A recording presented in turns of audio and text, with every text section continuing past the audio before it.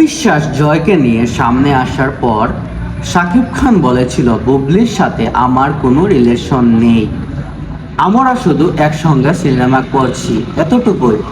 এর বাহিরে অপবিশ্বাস যা বলেছে সেসবই মিথ্যা।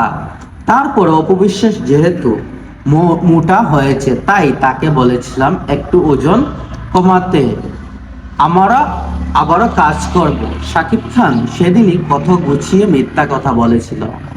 অপবিশ্বাস বলেছিল সত্যি, এই জন্য এত মানুষ অপবিশ্বাসকে সাপোর্ট করে। কিন্তু বুবলি মিথ্যা কথা বলায় বুবলিকে কোনো মানুষই সাপোর্ট করছে না।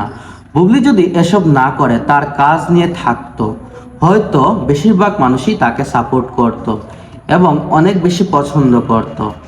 বুবলি মিথ্যা কথা না বললেও পারত।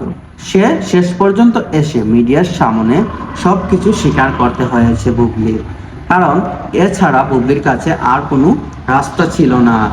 বুবলি সেটা বুঝতে পারেছে।